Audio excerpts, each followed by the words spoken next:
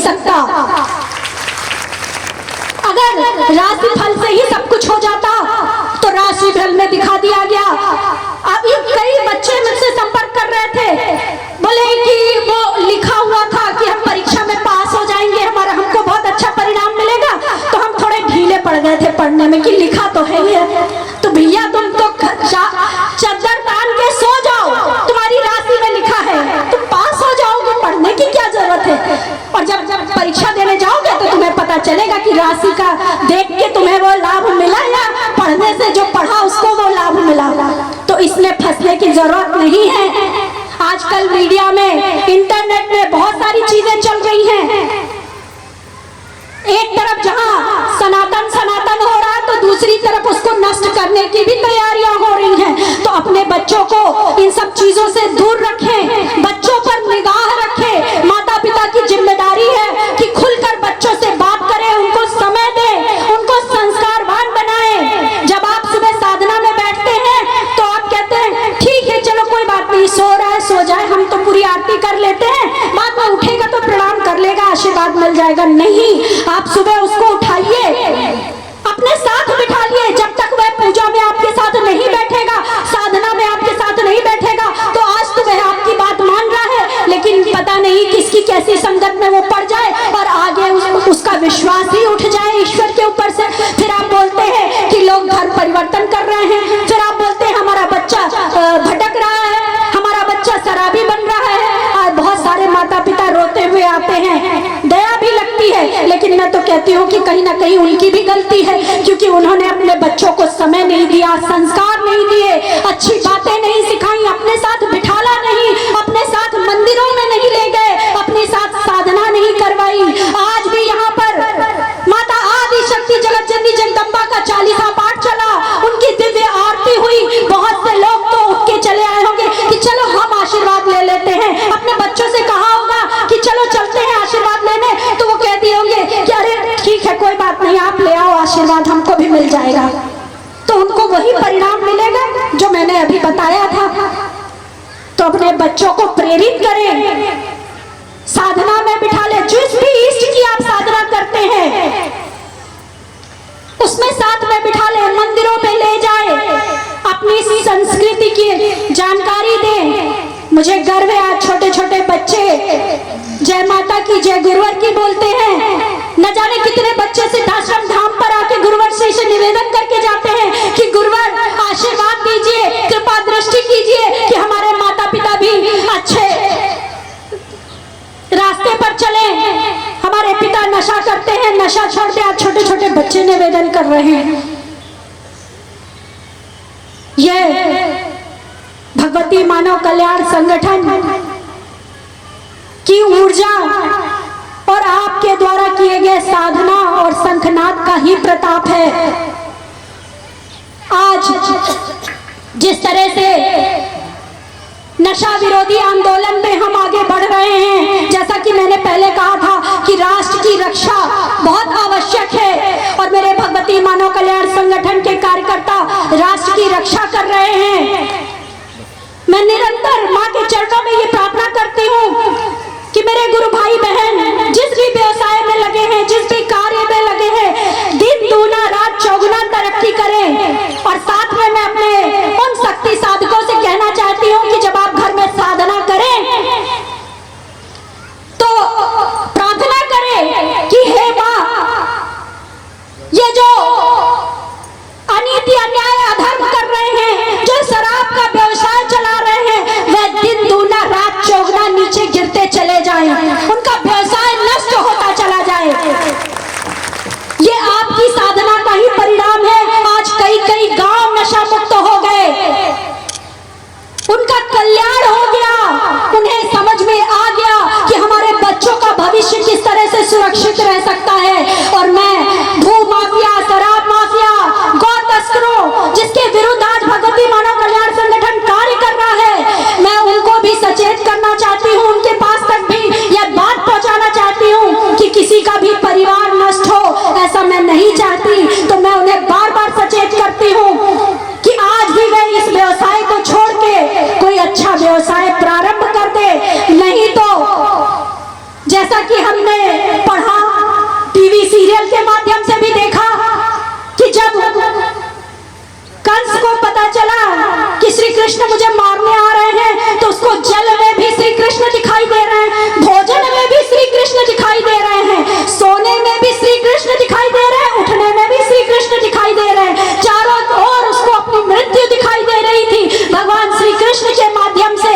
उसी तरह भले ही ये कोई भी बातें करते रहे, बड़ी बड़ी बातें करते रहे, धमकाते रहे, लेकिन मुझे पता है और ये सच्चाई तो मेरे गुरुवर जानते हैं कि उनको सोते जागते, भोजन में, पानी में, हर जगह भगवती मानव कल्याण संगठन के कार्यकर्ता दिखाई दे रहे हैं। सतगुरुदेव भगवान की जय। जैसे कंस अपना भला बुरा तब भी नहीं समझ पाया, आज वो भी नहीं समझ पा रहे हैं, तो उन्हें इससे सीखने की जरूरत है और समझने की जरूरत है। आज बहुत से ऐसे माननीय मंत्री हैं, नेता हैं, जो खुद ही व्यवसायी बने हुए हैं शराब के, जो अपनी फेसबुक प्रोफाइल के माध्यम से खुद आके और सरेआम धमकी दे रहे हैं, भगवती मानव कल्याण संगठन को सरेआम धमकी दे रहे हैं, सरेआम चिल्ला रहे हैं, चीख रहे हैं, जैसे कभी रावण हंसता था लेकिन उसकी हंसी उसकी मृत्यु में बदल गई। इसी तरह किसी के चीखने, चिल्लाने और धमकी देने से भगवती मानव कल्याण संगठन के कदम रुकेंगे नहीं, बल्कि उनकी धमकियों का यह प्रभाव हुआ कि उससे कई गुना तेज गति से उन्होंने शराब विरोधी आंदोलन को आगे बढ़ाया है। यह परमहंस योगीराज श्री शक्तिपुत्र जी महाराज का ही प्रताप है। जब हमारे स्वतंत्रता संग्राम सेनानियों ने अपने देश के लिए बलिदान किया था, उन्होंने जिन भी इष्ट की पूजा की, उनका आशीर्वाद उनके साथ था। और आज तो हमें गर्व है और सौभाग्य है हमारा कि आज जिस आंदोलन पे भगवती मानव कल्याण संगठन लगा हुआ है, उस समय पर, उस काल के उस खंड पर स्वयं सच्चिदानंद भगवान का आशीर्वाद हमारे ऊपर है, हमारा कोई कुछ नहीं बिगाड़ सकता। गुरुदेव भगवान की जय। अपनी शक्ति को मैं यहाँ जो भी मेरे गुरु भाई बहन उनसे कहना चाहती हूँ कि अपनी शक्ति को, अपनी सामर्थ्य को, अपनी क्षमता को सही जगह पर लगाओ। अपने व्यक्तिगत लाभ के लिए कभी इसका उपयोग मत करना। इस क्षमता का, इस शक्ति का उपयोग केवल समाज की सेवा के लिए करना, समाज के कल्याण के लिए करना, समाज के हित के लिए करना। आपका स्वहित अपने आप होता चला जाएगा। माता आदि शक्ति जगत जननी जगदम्बा का ऐसा आशीर्वाद अवश्य आप लोगों को प्राप्त होगा। परम सौभाग्य की बात है कि जिस जगह पर स्वयं सूक्ष्म रूप से माता आदि शक्ति जगत जननी जगदम्बा विद्वान है, जिस सिद्धाश्रम धाम की धरती पर कोई भी साधना करने वाला व्यक्ति, कोई भी पूजा पाठ करने वाला व्यक्ति जब उस धरती पर पैर रखता है तो उसको माता की ऊर्जा, उनकी चेतना का एहसास हो जाता है। ऐसी धरती पर हमें गुरुवर श्री द्वारा, जिनकी हम यहाँ आरती करते हैं फोटो पर देखकर, उनके साक्षात दर्शन जहाँ प्राप्त होते हैं, वहां पर गुरुवर ने हमें 2-2 शिविर प्रदान कर दिए। अगला शिविर 22-23 जनवरी को सिद्धाश्रम धाम पर होने वाला है। उस सिद्धाश्रम धाम पर जिसके कण कण पर, जड़ चेतन पर, हर जगह पर गुरुवर की नजर पड़ी है, गुरुवर के चरण पड़े हैं, ऐसे सिद्धाश्रम धाम की धरती पर हमें जाने का सौभाग्य प्राप्त हो रहा है, शिविर का सौभाग्य प्राप्त हो रहा है। अब मैं यहाँ से आह्वान करना चाहती हूँ सभी नए माँ के भक्तों का कि आप उस सिद्धाश्रम धाम पर 22-23 जनवरी को अवश्य पहुंचे, वहां का लाभ प्राप्त करें। एक अद्भुत प्राकृतिक ऊर्जा है, जो साधक नहीं भी हैं वो भी अगर उस धरती पर प्रवेश करेंगे तो उन्हें महसूस होगा कि अरे हम कहाँ थे और कहाँ आ गए। यहाँ तो एक अलग अद्भुत शांति प्राप्त हो रही है और हम इसी से अंदाजा लगा सकते हैं। लोग बोलते हैं कि घर में साधना की हमने, हमारे घर में आज हमने हवन किया, आज हमने पूजन किया, तो बड़ा घर का माहौल अच्छा लग रहा है, बड़ी शांति महसूस हो रही है। तो एक छोटे से घर में आपने 1 घंटे 1.5 घंटे साधना करी तो आपने उस ऊर्जा को महसूस किया। तो सोचिए कि उस सिद्धाश्रम धाम पर वो पहला, विश्व का पहला स्थान है जहां पर पिछले 30 वर्षों से लगातार 24 घंटे माता आदि शक्ति जगत जननी जगदम्बा का दुर्गा चालीसा का पाठ चल रहा है, निरंतर अखंड ज्योत जल रही है। ऐसी जगह की कैसी अद्भुत ऊर्जा होगी।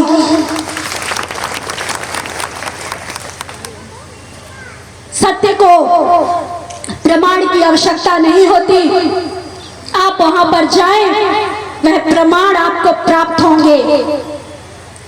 ऐसे तो न जाने कितने ही चमत्कार हमारे सामने हैं, गुरुजी की कितनी ही भविष्यवाणियां हमारे सामने हैं जो गुरुदेव जी ने की और आज अक्षरशः सत्य हुई। लेकिन मैं फिर भी बताना चाहती हूँ, समझाना चाहती हूँ कि जब हम गुरु बनाते हैं और अगर ऐसे आध्यात्मिक गुरु हो, जैसा कि गुरुवर जी, बहुत लोग फोन करते हैं, पूछते हैं कि हम आश्रम में आएंगे तो हमारी बीमारी गुरुजी दूर कर देंगे, हम